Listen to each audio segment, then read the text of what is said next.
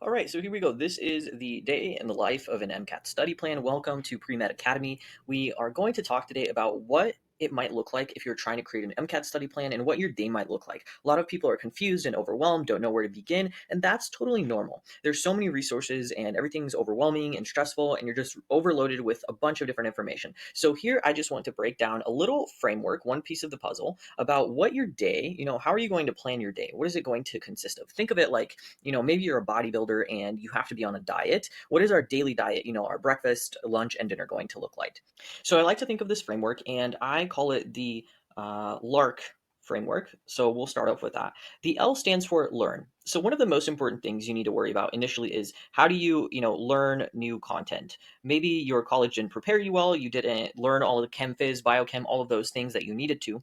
So let's just focus here on the new content. And the sections of the MCAT are the chem phys section, then we have the biochem, and lastly, we have the psych soc. And we'll leave the cars section for later. So you just need to ask yourself, how do I learn this information best? And there's only a few ways, right? So either you can read a textbook, two is you can watch a video, and three is you can listen to a podcast. And then I'm just going to give it one more option, which is going to be plus. And we'll talk through this. So there's a few ways you can take information. So you can have a textbook, which is visual, right? You're reading. You can have a video, which is audio visual. You have both hearing and visual. And then you have a podcast, which is just audio. And then the plus is any supplementary resource. So, like, let's say that you watch a video on, I don't know, something on organic chemistry and you find that the video isn't helpful, then you can supplement. So, this is maybe you search on YouTube another video that covers that same topic, or you look up some notes or something. So, it could be anything supplementary that helps you basically cover a topic that you couldn't cover by these three main ways. Okay. So I would say that you need to just ask yourself, how do I learn best? Do I learn best by reading books? Do I learn best by watching videos? Or is it podcasts? Most of the time, we stick between the textbook and the video. And I will tell you that scientifically, we tend to retain more information by combining both senses, both audio and visual. So I feel like most times people stick to videos, right? So let's say that for the sake of this study plan, what our day is going to look like in order to learn new content, we are going to focus on videos, some type of video course or Khan Academy. We'll talk about that later.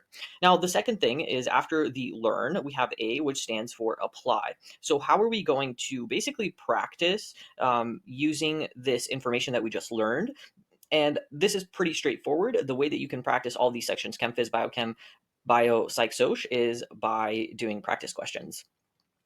So there's only so many ways in which you can do practice questions, and that might be, doing the AMC material, doing UWorld, and doing any of the other question banks like Princeton Review or Kaplan. So apply just stands for practice questions. How are we going to apply the knowledge that we just learned? We're going to make some space here, so we're going to shift the R down. R stands for remember. So let's say you have like a 5-month study plan and you might study something on day 1, but you end up forgetting it by day 14. We want to basically make sure that we are reviewing content over time during this study period so that we don't forget it, right? So one of the things you can do is you can make flashcards. That means make your own, or you could use Anki. Another thing you can do is write down notes. You can take down notes of all of your incorrects and key points and then just review those notes. And the last thing you could do is targeted practice questions. So this means that over time you realize that you're forgetting a particular concept or it's a weakness of yours and you keep getting questions wrong on that particular concept. You can basically choose on a particular day to do specific target practice questions just on that concept until you nail it down. So that's what we have so far. We learn new content, let's say by watching videos every day. Then we apply that content by doing practice questions from one of these Q banks or multiples of these Q banks. Then we remember all of this content by reviewing it. We can review it by one of these methods, whether it's flashcards that you make, whether it's ones that are pre-made like Anki, whether you write down your own notes and you just review them, or you do more targeted practice questions on an area of weakness. And so the deal here is that you only have to really choose one of these, right? Like if you like flashcards, then do flashcards. If you hate flashcards, then do write down your notes in a notebook and then just review them over time. Or if you don't like either flashcards or reviewing notes, then do targeted practice questions. So those are all great ways to remember content. And then the last thing we're going into is C. Remember the LARC framework. So we have learn, apply, remember, and C is going to be the cars section. So for cars, this is really focused on critical skills, basically analyzing and reading content. So this is more so focused on strategy, like how are you going to approach a passage, how are you going to make sure you're reading fast enough. It's not really based on learning new content. So the only way that you can really tackle this is by doing more practice questions. So you want to make sure that you are getting in enough repetitions of the CARS passages so that you can get better. It's that simple. There's not much else that you can do apart from figuring out your strategy and doing more practice questions. So at the end of the day, if we take this LARC framework, this is what my study day might look like. So for the L, I will watch, maybe an hour of videos on a particular topic. For A, I will do X number of practice questions from one of those question banks, and I might choose to do it for 1 hour. For R, I might choose to do Anki flashcards. So let's say I'm going to do, 500 Anki flashcards every day or however many. That might take me 30 minutes a day.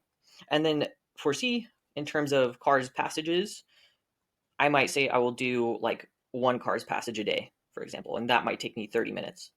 So at the end of the day, you have kind of this framework where you've studied for about 3 hours. And again, how you distribute your hours really depends on how many months you're studying for the MCAT.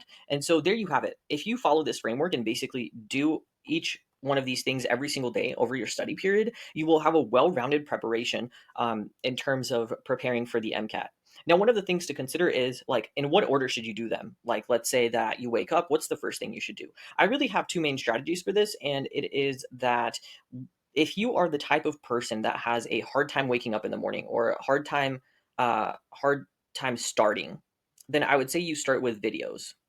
You want to start with the L component because it's much lower friction. It's much easier for you to start watching videos. If you are a morning person and you're like, I got this, like you just wake up and you're ready to go, then I would recommend that you start with the apply. You do your practice questions always first because it's a lot more effort, but you get it out of the way.